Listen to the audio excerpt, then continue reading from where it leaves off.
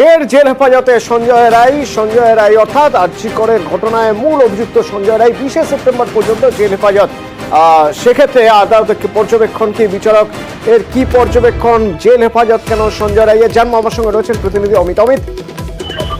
প্রথমে তোমাকে জানিয়ে রাখবো যে আবার 14 দিনের জন্য জেল হেফাজত আরজিকরের নির্যাতিতার ধর্ষণ ও খুনের ঘটনার অভিযুক্ত সঞ্জয় রায়কে আজকে 14 দিনের মেয়াদ শেষে আছে। তার ভার্চুয়াল শুনানি ছিল শিয়ালদা অতিরিক্ত মুখ্য বিচার বিভাগীয় আদালতে। তো আজকে শুনানি পর্বে যে ভার্চুয়াল শুনানি 4:10 থেকে শুনানি যখন শুরু হয়, সেই সময় একটা অদ্ভুত শাস্তি থাকলো প্রচুর। সেটা হলো যে সঞ্জয় রায়ের হয়ে লিগাল এজের যিনি আইনজীবী, তিনি তার হয়ে জামিনের জন্য আবেদন করেন এবং সেই জামিনের আবেদন করার পরেই যখন বিচারক ভারপ্রাপ্ত সিজেএম যখন জানতে চান সিজেএর পক্ষে কোন আইনজীবী বা কে উপস্থিত আছেন আদালতে, এই জায়গাটা জানতে চাইবো।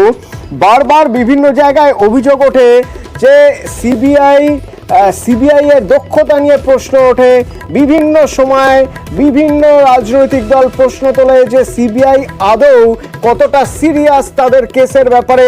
সেই একই রকম প্রশ্ন কোথাও যেন আজ শোনা গেল বিচারকের গলায়। তেমন একটা পরিস্থিতি তৈরি হলো যখন বিচারক জিজ্ঞেস করছেন তাহলে কি এই কেসে বেল দিয়ে দেব। কেন এরকম পরিস্থিতি তৈরি হলো? কোন পরিস্থিতিতে বিচারককে এরকম মন্তব্য করতে হচ্ছে? একেবারে 4:10 নাগাদ আজকে ভার্চুয়াল শুনানি শুরু হয়।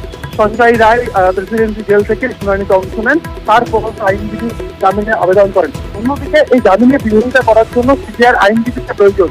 এই জায়গাতেই বিচারক যখন জানতেন যে সিবিআই উপস্থিত আছেন বা কারা উপস্থিত আছেন, সিবিআইয়ের আইনজীবী কোথায় বা পিসি কোথায়, সেই সময় দেখা গেল যে দেশের সহকারী তদন্তকারী অফিসার আদালতের সামনে দাঁড়িয়ে বলেন যে এখনো পর্যন্ত তাদের তরফে যে আইনজীবী অর্থাৎ সিবিআই পিসি এখনো পর্যন্ত আদালতে অনুপস্থিত। এবং এই জায়গাতে খুব কার্যত প্রশ্নের মুখে যেমন প্রশ্ন হয়েছে, একসঙ্গে অর্থনাও করা হয়েছে যে সিবিআইয়ের এই ধরনের মামলাতে দায়সারা ভাব কেন বা ঢিলামি কেন, কোথাও গিয়ে কি এবং বিষয়টি আনফর্চুনেট হলো দাবি করেছে বিচারক। এবং একসঙ্গে তিনি তার যে মন্তব্য, তাহলে কি এই মামলায় জামিন দিয়ে দেবো? কারণ দেখো, শুনানি চলাকালীন যখন অভিযুক্ত পক্ষের আইনজীবী জামিন চাইছেন, অন্যদিকে সিবিআই তরফে যখন কোনো আইনজীবী থাকছেন না, অর্থাৎ শুনানি শুরু হয়ে গেছে, সেই জায়গা থেকে দাঁড়িয়ে কিন্তু এমন পরিস্থিতি তৈরি হলো এবং তার জন্য সিবিআইকে ভর্সনার মুখে পড়তে হলো। এবং সিবিআইয়ের এই ধরনের যে ভূমিকা, তাতে তার জন্য বিচারক মন্তব্য করছেন যে সিবিআই তাহলে এতটা ঢিলামি কেন, এই ধরনের কেসে এত দায়সারা মনোভাব কেন। এই প্রশ্ন আজ বিচারকের গলাতেও শোনা গেল। ধন্যবাদ।